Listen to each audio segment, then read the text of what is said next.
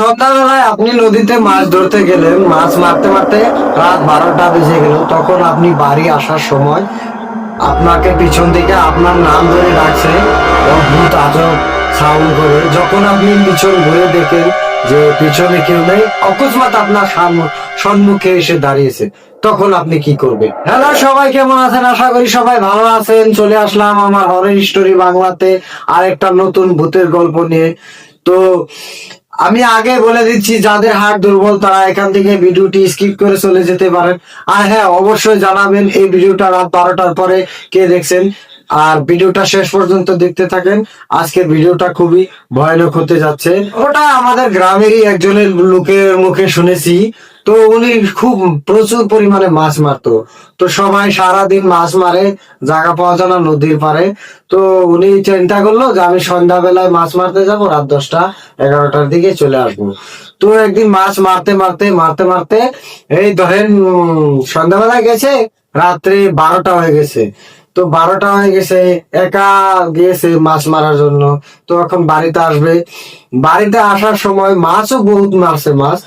ওই বাড়িতে আরেকটা কথা, ওই মাছের সঙ্গে কিন্তু একটা ভূতে আলাদা একটা কিবা আকর্ষণ আছে, এটা আমরা ছোটবেলা থেকে শুনেছি।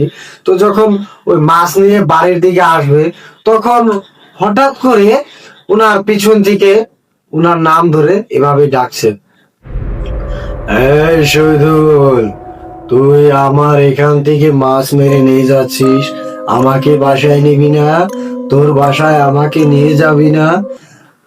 এরকম করে পিছন দিকে ডাকছে। উনি তো ধীরে ধীরে হাঁটছেন, আর মাসে একটা ব্যাগ নিয়ে কাঁধে বাঁশ রেখে হাঁটছেন।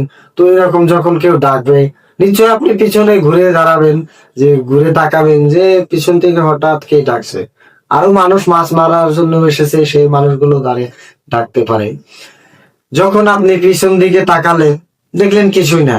অল্প দূরে এগিয়ে যাওয়ার পরে তখন আবারও পিছন থেকে ডাকছে এই গলার সুরে, এই শহীদুল, শহীদুল, তুই একা একা যাচ্ছিস মাছ নিয়ে, আমার এখান থেকে আমাকে নিয়ে যাবি না?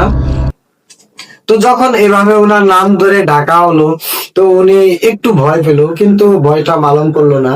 ধীরে ধীরে এগোতে লাগলো, পিছনে তাকিয়ে দেখে যে কিছু নাই।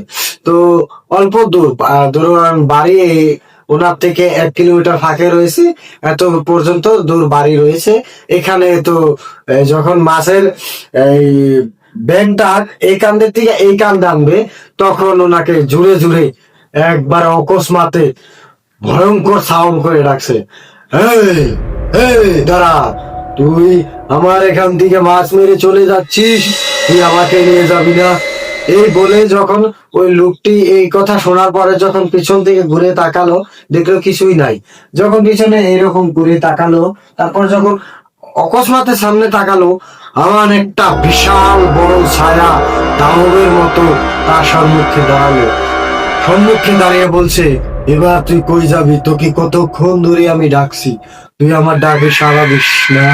ওই বলে যখন লোকটিকে ধরতে লাগবে, লোকটি ওখানে অজ্ঞান হয়ে পড়ে গেল। পরের দিন সকালে যখন গ্রামের মানুষ নদীর পাড়ে যাবে, তো তখন দেখে যে ওই লোকটি নদীর ধারে একটা কিবা ধারার ওইখানে পড়ে আছে।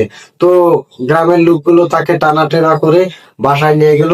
তখন ওই লোকটি বলল যে ওই নদীর তীরে কেউ আর রাত 12টার পর মাছ মারতে যাবে না। একটা কথা বলে রাখি, আপনি কি যেতে পারবেন ওইখানে নদীর তীরে রাত 12টার পরে মাছ মারতে? যদি যেতে পারেন অবশ্যই কমেন্টে জানাবেন। আর হ্যাঁ, ভিডিওটি কেমন লাগলো অবশ্যই কমেন্ট করে জানাবেন। ভিডিওটি ভালো লাগলে একটা লাইক করে দিবেন, এবং এরকম যদি গল্প শুনতে চান চ্যানেলটি সাবস্ক্রাইব করে পাশে থাকবেন, এবং বেল আইকনে প্রেস করে আমি যতগুলো ভিডিও আপলোড দিব প্রথমে যেন দেখতে পারেন, সেই জন্য বেল আইকনে প্রেস করে দিবেন। আর ভিডিওটি শেষ পর্যন্ত দেখার জন্য আপনাদেরকে অনেক অনেক ধন্যবাদ।